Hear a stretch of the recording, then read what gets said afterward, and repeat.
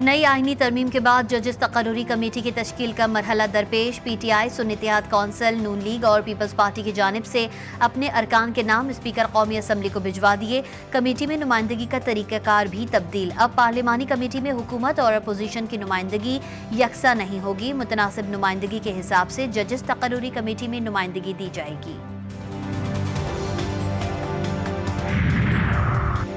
मुमताज़ कानूनदान और peoples party के रहनुमा एतजाज़ अहसन ने कहा कि हम जानते हैं सीनियर मोस्ट को लाने में कितनी कबाहतें हैं। पाकिस्तान पीपल्स पार्टी ने कभी सो मोटो की मुखालफत नहीं की। अस खुद नोटिस लेने वाले काम सुप्रीम कोर्ट ना करे। चीफ जस्टिस काजी फैज़ ईसा किसी की नहीं सुनते। चीफ इलेक्शन कमिश्नर को तौहीन अदालत पर सजा होगी।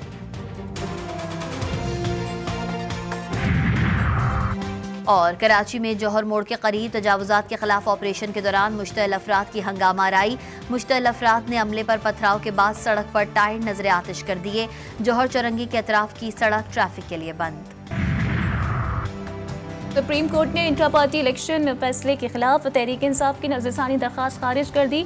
लार्जेंस बेंच बनाने की इस्तदा भी मुस्तरद। चीफ जस्टिस काजी फैज़ और PTI वकील में तरक्की। हामिद खान ने कहा कि मैं मौजूदा बेंच के सामने दलाइल देना नहीं चाहता।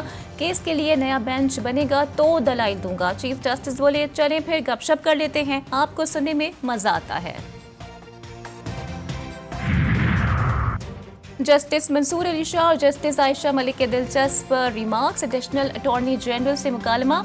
अटॉर्नी जनरल कहाँ हैं? जस्टिस मंसूर अली शाह का सवाल, वो गुज़िश्ता रात मसरूफ रहे इसलिए नहीं आए। एडिशनल अटॉर्नी जनरल का जवाब, अब तो सारी मसरूफियत ख़त्म हो चुकी है। क्या ये केस अब आईनी बेंच में जाएगा या हम भी सुन सकते हैं? लगता है ये सवाल सुप्रीम कोर्ट में हर रोज़ उठेगा कि केस आम बेंच सुनेगा या फिर आईनी बेंच सुनेगा।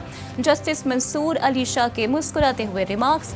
जस्टिस आयशा मलिक ने कहा चलें जी, अब आप जाने और आपके आईनी बेंच जाने। मौसमियाती तब्दीली अथॉरिटी के क़याम से मुताल्लिक़ केस पर समाअत 3 हफ्तों तक मुलतवी। 24वीं आईनी तरमीम का नफाज। नया चीफ जस्टिस कौन होगा? जस्टिस काजी फैज़ ईसा कल रात तक 3 नाम देने के पाबंद। सेनेट और कौमी असम्बली से आईनी तरमीम की मंजूरी।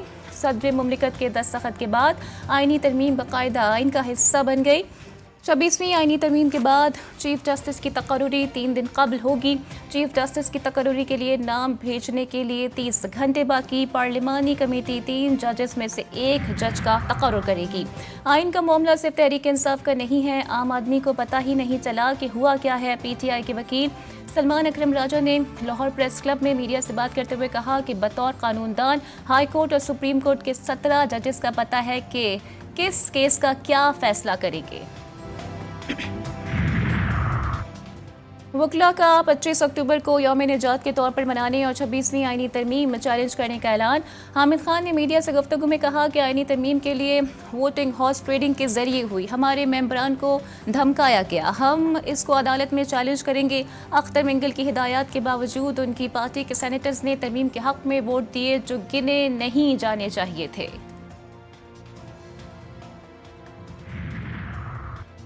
आईनी तरमीम का मकसद कौम को मुत्तहिद और वफाक को मजबूत करना है। तमाम सियासी क़ुव्वतों को इसके पीछे मुत्तहिद होना चाहिए। सिंध के सीनियर वज़ीर शर्जील इनाम मेमन कहते हैं कि अभी वक्त है कि PTI तकसीम की सियासत को एक तरफ रखकर कौम की फलाह के लिए आईनी तरमीम की हिमायत का ऐलान करे।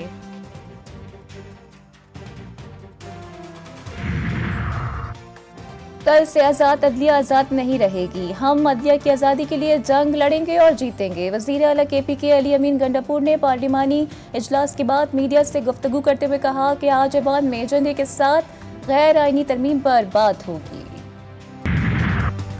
शुमाली गजा में इसराइली फ़ौज के मुजालिम जारी बहतुल हया में बमबारी से शहादतें 100 से तजावुज़ कर गईं।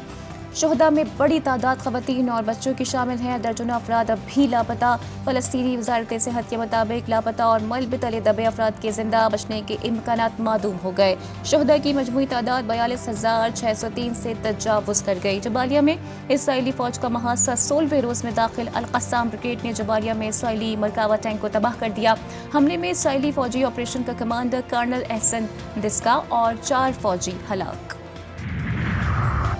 اسرائیلی فوج کے لبنان میں حزب اللہ کے سود سے پاک قرض فراہم کرنے والے ادارے پر حملے. ادارے کا کہنا ہے کہ اسرائیلی حملوں سے ان کے ذخائر اور اثاثوں کو کوئی فرق نہیں پڑے گا. صہیونی فوج نے سرحدی گاؤں خیام اور دوسرے علاقوں پر بھی بم برسا دیے. لبنانی فوج کی گاڑی کو بھی نشانہ بنایا. فوجی شہید، حزب اللہ کا جوابی وار. اسرائیلی علاقے مارون الراس اور کریات شمونہ پر درجنوں راکٹ داغ دیے. اسرائیل کا ایک اور جدید ترین ڈرون ہرمس 450 مار گرایا. امریکہ نے اسرائیل میں جدید ترین اینٹی میزائل سسٹم تھاڈ نصب کر دیا.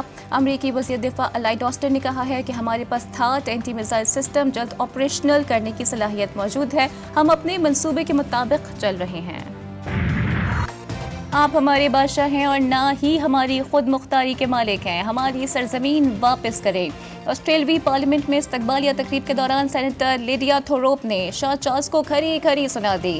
سینیٹر لیڈیا نے چیخ چیخ کر کہا کہ آپ نے ہمارے لوگوں کی نسل کشی کی ہے. تم نے ہم سے ہماری ہڈیاں، کھوپڑیاں اور ہمارے بچے چرائے ہیں. یہ سب ہمیں لوٹا دو. تم نے ہماری زمین تباہ کر دی ہے.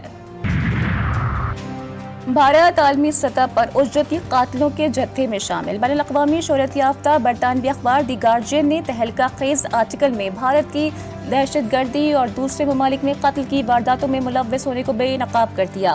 رپورٹ میں کہا گیا ہے کہ بھارت کی بین الاقوامی دہشت گردی سے کینیڈا اور امریکہ کے رہائشی بھی محفوظ نہیں. واضح ثبوتوں کے باوجود بھارت نے نہ صرف ان الزامات کو مسترد کر دیا بلکہ کینیڈا پر سکھ انتہا پسندوں کو پناہ دینے کا الزام بھی لگا دیا.